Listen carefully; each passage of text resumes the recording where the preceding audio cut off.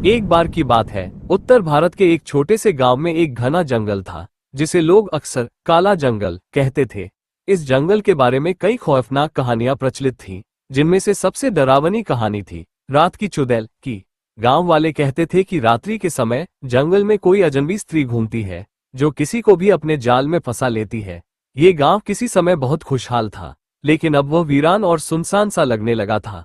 अब वहां कोई रात को नहीं रुकता था और लोग शाम ढलते ही अपने घरों में बंद हो जाते थे। हालांकि चुड़ैल को जब खाना नहीं मिलता तो वो गांव में आती थी। एक दिन एक युवक काम खत्म कर अपने घर जा रहा था, तभी चुड़ैल ने उस पर हमला कर दिया।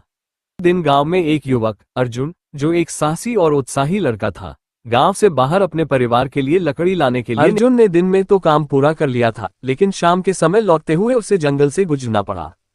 घना जंगल, जो रात्रि के समय और भी डरावना लगता था, अब उसे थोड़ा अजीब लग रहा था। हवा की आवाजें सुनकर वह सिहर उठा, लेकिन उसने खुद को समझाया कि यह सिर्फ हवा की आवाज है। जैसे ही वह जंगल में और गहराई में बढ़ा, अचानक उसे कुछ सुनाई दिया। यह कोई हल्की सी हंसी थी, जैसे कोई औरत हंसी रही हो। अर्जुन ने इधर उधर देखा, लेकिन कुछ भी नहीं दिखाई दिया। वह थोड़ा और घबराया, लेकिन फिर भी उसने अपनी राह नहीं छोड़ी। अचानक उसके सामने एक खूबसूरत महिला दिखाई दी। उसका चेहरा शीतल था, लेकिन उसकी आंखों में एक अजीब सी चमक थी और उसके चेहरे पर एक गहरी उदासी थी।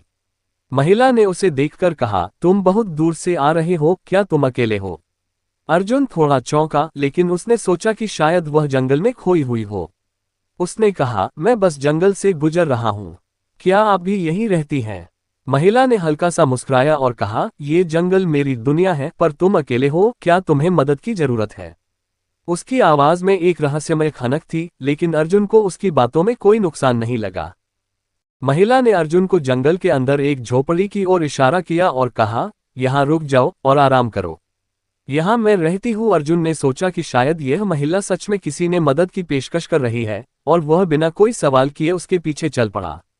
जब वह झोपड़ी के पास पहुंचा तो उसे ये देखकर अजीब सा लगा कि वहां कोई भी आग जलाने का इंतजाम नहीं था और झोपड़ी के अंदर अंधेरा था। और जैसे ही वह अंदर गया, उसे एक सुनसान और भयानक जगह महसूस हो रही थी। अर्जुन को समझ में आ गया कि यह कोई साधारण महिला नहीं थी, बल्कि वह वही डरावनी चुड़ैल थी जिसे लोग जंगल में डरते हुए सुनते आए थे। उसे अपनी गलती का एहसास हुआ और उसने महिला से पूछा, तुम कौन हो?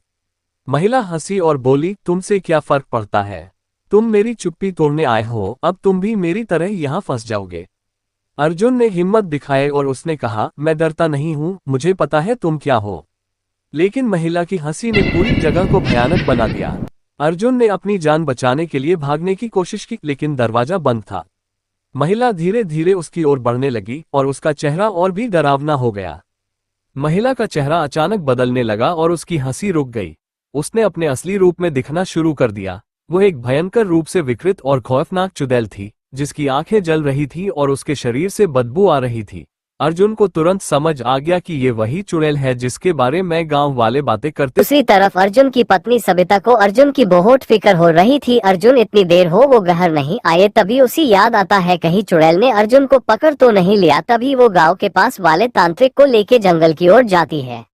अर्जुन को एक विंडो मिला जिसको वो तोड़ के बाहर भाग रहा था। उसका पीछा चुड़ैल करने लगी। भागते भागते वो जंगल में पहुंच गया और वहां